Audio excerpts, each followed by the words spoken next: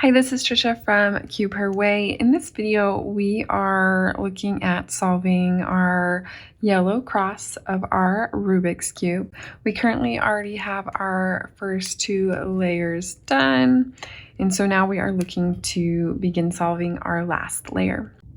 So with this one, we will position this yellow side on top, and what you are looking for is a certain pattern. So what you might find is that you only have the yellow piece on top, or you'll see that you'll have the yellow one across, or you might get in a situation where you have adjacent pieces of yellow here.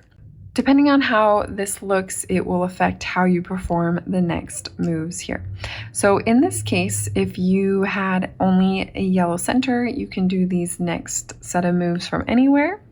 If you have the line here, you want to make sure it's horizontal like this. You don't want it to be up and down. You want to make sure it's horizontal. And then if you have the yellow adjacent ones, you want to put that in your left and back positioning here.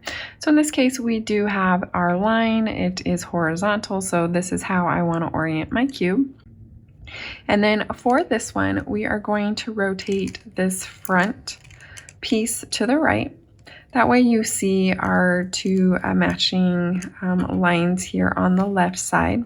And then we are going to perform our series of our 4 moves for the right side here. So again, I have my thumb and middle finger positioned in the center here. And then on my right hand, I've got my thumb and my top finger positioned on the center pieces, and we are going to go up, pushing to the left with the top, coming down with the right, and then we'll push the top back to the right.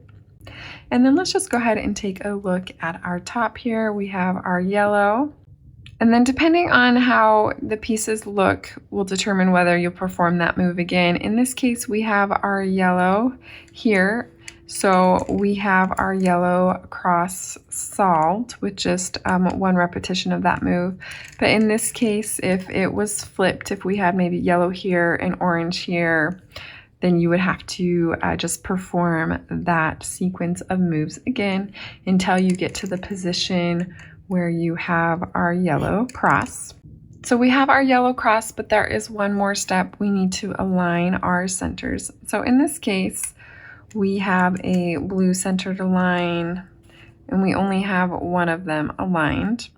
Sometimes if you reposition them, you might get an additional ones to match. So in this case, just by moving it, we now have 2 side centers that match. We have our red and our green.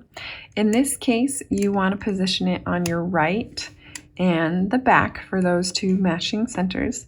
If you only had one, or if you had none, it wouldn't matter where you perform this next move. But in this case, we do have 2 adjacent ones that match, so we will put those in the back and on the right. And for this series of moves, we are going to take our right hand here. We are going to bring this right side up, and then we are going to turn the top to the left. We'll bring this right side down, and then we are going to continue to push these pieces to the left. And then we're going to go right side up, and then we're going to bring those pieces back. So we're going to do 2 rotations. We have 1 and 2, and then we'll go ahead and bring this back down to the bottom.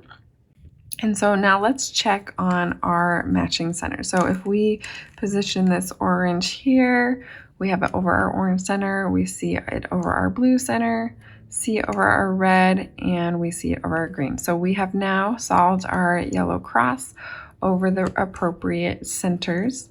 If you perform that move and the pieces were not in the right place yet, you would just need to repeat that move again until you get your centers to match. So we have now completed our yellow cross. The last step is to complete the yellow corners. Check out the next video on how to finish solving the cube by solving our last 4 corners.